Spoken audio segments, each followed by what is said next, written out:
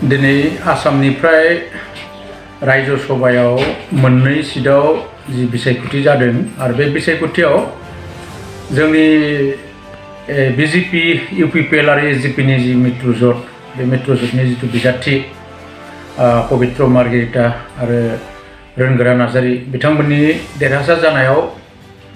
जों उदालगुरि जिल्ला कमिटि इउपिपिएलनि फारसेनिफ्राय साबायखर होदों आसामनि मानगोनां गिबि मन्त्रि डक्टर हिमन्त बिश्व शर्मा बिजेपि हान्जा एजिपि हान्जा बिथांमोनखौ दिनै जों साबायखर बावदों जे जोंनि मित्रजोटनि जि धर्मखौ पालन खालामनो थाखाय इउपिपिएल हान्जानि जि बिजेपि केन्डिडेट रोनगोरा नार्जारी बिथांखौ देरहासार खालामनायाव बिथांमोना गासैबो खौसे खालामनायनि थाखाय बिथांखौ साबायखर बावबाय आरो आं आसा खालामदों जोंनि बिजाथि पबित्र मार्गेरिटा आरो रोनगोरा नार्जारी बिथांमोननिसिमबो साबायखर बावदों कंग्रेचुलेसन थादों आरो आसा खालामदों बिथांमोना रायजो सभायाव थारै आसामनि गोबां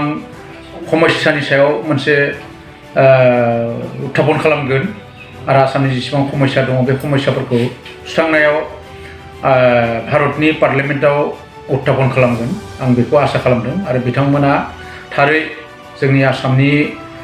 गोबां समस्याजों जड़ित जागोन होननानै आं आसा खालामदों आरो बेनिखायनो बिथांमोननि सायाव गोबां आसा थाबाय आसामनि रायजो राजानि जानानै साबायखर बावदों दिनैनि बे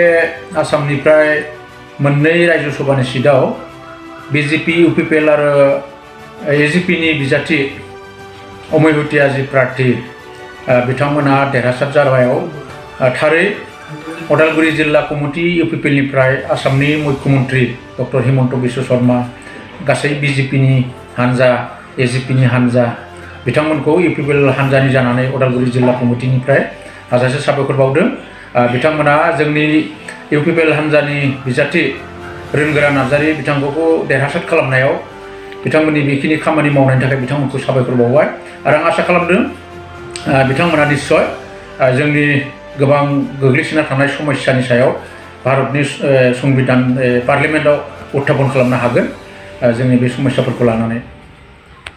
गोग्गादा जाग्रा सुबुंफोरनिसिम मोनसे गोजोनथाव खौरां उदालगुरि जिल्लानि सिङाव थानाय मावरिया गामियाव मनाटिसा गावसुंथा हान्जानि सोद्रोमा हांमा ब्रह्म बिथाङा आसाम स्टेट रुरेल लाइभलिहुड मिशननि गेजेरजों खानस्रि हासार आरो गोबोर हासारजों दिहुनजानाय अर्गेनिक मैगं थाइगंनि गला बेखेवनाय जाबाय गोग्गो मैगं थाइगं जाग्रा गोसो गुदुं बायग्रा सुबुंफोरा गाहायाव होनाय जानबुं नम्बराव जगाजग खालामनो हागोन जानबुं नम्बरा जाबाय 8011748256 जानबुं नं 8011748256